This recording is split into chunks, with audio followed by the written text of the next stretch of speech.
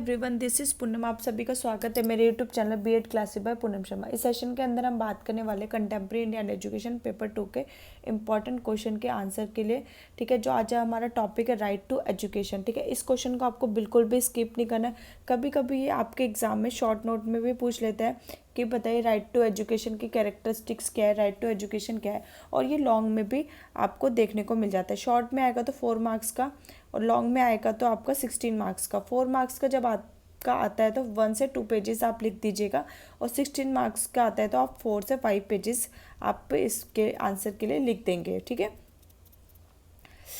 जैसे कि आपको पता है मैंने पेपर 2 के इंपॉर्टेंट क्वेश्चन ऑलरेडी करा दिए। ठीक है, इनके आंसर्स भी करा दिए। ये आंसर आपको मैराथन क्लास और प्लेलिस्ट में मैंने कंटेम्प्रेरी इंडियन एजुकेशन के प्लेलिस्ट में बना रखे हैं। ठीक है, तो ये आंसर उन्हीं बच्चों को अवेलेबल होंगे जिन्होंने मेरे चैनल को सब्सक्राइब करके, तो जल्दी से चैनल को सब्सक्राइब कर दीजिए, लाइक एंड शेयर कर दीजिए और टेलीग्राम चैनल जरूर ज्वाइन कर लेना क्योंकि मैं वहाँ पे आपको सारे इंपॉर्टेंट अपडेट्स प्रोवाइड कराती हूँ। ठीक है, इस वीडियो के अंदर हम देखेंगे कि राइट टू एजुकेशन एक्ट होता क्या है, इसमें क्या क्या प्रोविज़न बनाए गए, इसे हम फ्री एंड कंपलसरी एजुकेशन क्यों कहते हैं, इससे जो बात की गई है 1st to 8th क्लास के बच्चों के लिए बात की गई है। ठीक है, जिसे हम एलिमेंट्री भी कहते हैं। ठीक है, इस एज ग्रुप में 6 से 14 वर्ष के बच्चों में जो एक्ट बनाया गया वो पार्लियामेंट द्वारा पास किया गया, इसलिए इसे राइट टू एजुकेशन एक्ट 2009 कहते हैं। इसमें पेरेंट्स, सेंट्रल गवर्नमेंट, स्कूल सभी के कर्तव्य रिस्पॉन्सिबल होते हैं कि बच्चों को स्कूल कैसे भेजा जाए और बच्चों का शिक्षा का क्या अधिकार है। ठीक है, और हम इसमें पढ़ेंगे कि इसकी क्या क्या विशेषताएं होती हैं। ठीक है, पहले हम देखते हैं राइट टू एजुकेशन है क्या। शिक्षा का अधिकार अधिनियम 2009, राइट टू एजुकेशन एक्ट 2009 26 अगस्त 2009 को भारतीय संसद द्वारा पारित किया गया और 1 अप्रैल 2010 में देश भर में, पूरे देश में ये क्या कर दिया, लागू कर दिया गया था। ठीक है, तो कब पारित हुआ था ये 26 अगस्त 2009 में को भारतीय संसद द्वारा पारित हुआ था और 1 अप्रैल 2010 में पूरे देश में इसको लागू कर दिया गया था, राइट टू एजुकेशन एक्ट को। इसे निःशुल्क और अनिवार्य शिक्षा अधिकार अधिनियम 2009 भी कहा जाता है। ठीक है, सभी बच्चों को जो 6 से 14 वर्ष की उम्र में और सभी को फ्री में एजुकेशन प्रोवाइड कराई जाएगी। इस अधिनियम के अनुसार भारत में रहने वाले 6 से 14 वर्ष की आयु के प्रत्येक बच्चे को निःशुल्क और अनिवार्य कंपलसरी शिक्षा प्रोवाइड कराई जाएगी। यह अधिनियम निःशुल्क और अनिवार्य शिक्षा के प्रावधान के तौर तरीकों का वर्णन करता है। निःशुल्क शिक्षा को विद्यालय को किसी भी शुल्क का भुगतान करने के लिए दायित्व से मुक्ति के रूप में परिभाषित किया गया है। जो बच्चे आते हैं 6 से 14 वर्ष की उम्र के, तो उनसे किसी भी तरह की कोई फीस नहीं ली जाएगी। प्रारंभिक शिक्षा प्राप्त करने के लिए बच्चे या माता पिता द्वारा कोई प्रत्यक्ष विद्यालय शुल्क या अप्रत्यक्ष लागत जैसे वर्दी, पाठ्यपुस्तक, मध्याह्न भोजन, परिवहन आदि का कोई भी फीस नहीं ली जाएगी। सब कुछ बच्चों के लिए क्या होगा, फ्री होगा। ठीक है, बच्चों से ना कोई फीस ली जाएगी, ना उनसे कोई यूनिफॉर्म ली जाएगी, यूनिफॉर्म के पैसे लिए जाएंगे, ना बुक्स के, ना उनके भोजन के, ना ही उनके ट्रांसपोर्ट के चार्जेस लिए जाएंगे। ठीक है, सरकार बच्चे की प्रारंभिक शिक्षा पूरी होने तक मुफ्त में विद्यालय शिक्षा प्रदान करेगी। कंपलसरी एजुकेशन क्या होता है, अनिवार्य शिक्षा, मतलब 6 से 14 वर्ष तक के प्रत्येक बच्चों को अनिवार्य प्रवेश, उपस्थिति व शिक्षा की समाप्ति व राज्य सरकार सुनिश्चित करे। 6 से 14 वर्ष तक के प्रत्येक बच्चे को अनिवार्य प्राथमिक शिक्षण को सुनिश्चित करने के लिए राज्य सरकार आवश्यक कदम उठाएगी। ठीक है, अब कौन कौन से फीचर्स है, main feature of right to education act 2009। 6 से 14 वर्ष के भारत के सभी बच्चों को मुफ्त और अनिवार्य शिक्षा के अधिकार है। विद्यालय से बाहर के बच्चों के लिए विशेष व्यवस्था की जाएगी। अन्य विद्यालय में स्थानांतरण का अधिकार होगा और प्रत्येक 1 किलोमीटर में एक प्राथमिक विद्यालय की स्थापना की जाएगी। ठीक है, 1 किलोमीटर के डिस्टेंस में एक प्राथमिक विद्यालय जरूर होगा। ठीक है, जो बच्चे विद्यालय से बाहर है उनके लिए विशेष फैसिलिटीज़ की जाएगी। ठीक है, कोई कैपिटेशन शुल्क या टेस्ट प्रक्रिया नहीं होगी। जब बच्चों का एडमिशन लिया जाएगा तो उनके लिए कोई डोनेशन या उनके साथ कोई भी टेस्ट नहीं लिया जाएगा, उनको फ्री में एडमिशन दिया जाएगा बिना किसी कॉम्प्लिकेशन के। कोई विद्यालय बच्चों को प्रवेश देने से इनकार नहीं कर सकता। एक एक कक्षा में पुनः रोकने और विद्यालय से निकालने की मनाही नहीं है। ठीक है, जब बच्चे 6 से 14 वर्ष की उम्र में है, अगर बच्चा 5th क्लास में फेल भी हो गया तो उसको सेम क्लास रिपीट नहीं करनी जाएगी, उसको आगे प्रमोट कर दिया जाएगा और उसको 6th क्लास में भेज दिया जाएगा। ये राइट टू एजुकेशन एक्ट में है।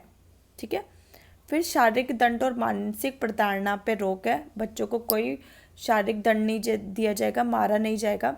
विद्यालय को मान्यता प्रमाण पत्र होगी। ठीक है, विद्यालय क्या होंगे, रिकॉग्नाइज्ड होंगे। ठीक है, प्रत्येक विद्यालय में विद्यालय प्रबंध समिति की स्थापना होगी। कोई भी विद्यालय ओपन कर रहा था उसका क्या होगा, विद्यालय का मैनेजमेंट समिति भी होगी। निजी ट्यूशन पर प्रतिबंध। ठीक है, अब जो टीचर है जो स्कूल में पढ़ा रहे गवर्नमेंट, वो प्राइवेट ट्यूशन नहीं पढ़ा सकते हैं। ठीक है, उनको उस चीज़ की क्या है, प्रतिबंध है।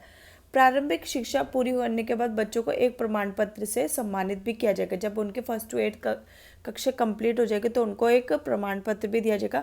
25% सभी निजी स्कूल में कक्षा 1 में प्रवेश के लिए आर्थिक कमजोर के लिए आरक्षण दिया जाएगा। ठीक है, जो जितने भी प्राइवेट स्कूल हैं तो उनको 25% गरीब बच्चों के लिए जगह रखनी पड़ेगी। ठीक है, तभी वो स्कूल ओपन कर सकते हैं प्राइवेट वाले।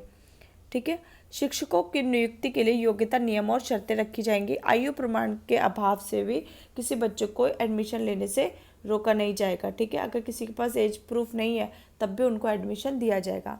इस कानून के लागू करने पर आने वाले खर्च केंद्र सरकार 55% उठाएगी और राज्य सरकार 45% उठाएगा। ठीक है, इस अधिनियम द्वारा केंद्र सरकार, राज्य सरकार, स्थानीय प्रशासन, स्कूल शिक्षकों और बच्चों के माता पिता या अभिभावकों की भी जिम्मेदारी तय की गई। ठीक है, विद्यार्थी शिक्षक अनुपात जो कक्षा 1 से 5 है तो 30 बच्चों पे एक टीचर को रखा जाएगा, और कक्षा 1 से 5 है 40 पे एक। जो 120 से अधिक बच्चे होंगे उस कक्षा में तो कक्षा 6 से 8 35 पे एक रेशो रखा जाएगा। अब ड्यूटी क्या है, पेरेंट्स और गार्जियन जो माता पिता और बच्चों के संरक्षण है उनके क्या क्या कर्तव्य है। प्राथमिक शिक्षा नीति की प्राप्ति के लिए अपने बच्चों को घर के पास वाले विद्यालयों में क्या करवाना, एडमिशन करवाना आर्टिकल 51 के तहत।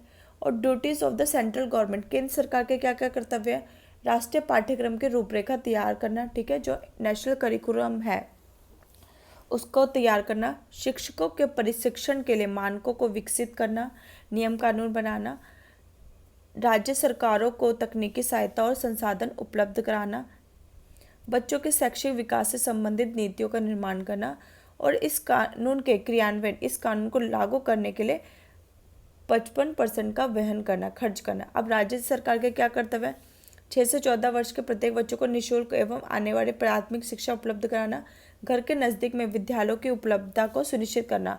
ठीक है, कि 1 किलोमीटर में विद्यालय हैं तो ये कौन सुनिश्चित करेगा, राज्य सरकार सुनिश्चित करेगी। इस कानून के लागू होने पर खर्च का 45% कौन वहन करेगा, राज्य सरकार। ये सुनिश्चित करना कि गरीब वर्ग का कोई भी बच्चा किसी भी कारण प्राथमिक शिक्षा से वंचित ना रहे। ठीक है, स्कूलों में भेजना, उसके लिए वो राज्य सरकार कोई भी योजना चला सकती है। विद्यालय भवन, शिक्षक, शिक्षण सामग्री की सारी उपलब्धता कौन सुनिश्चित करेगा, राज्य सरकार सुनिश्चित करेगी कि विद्यालय में सारी फैसिलिटीज़ हैं या नहीं है, कौन से टीचर्स हैं, कौन से टीचिंग मेथड यूज़ होंगे, वो टीचिंग मटेरियल यूज़ होंगे, तो उन सब चीज़ों का मुहैया कराना।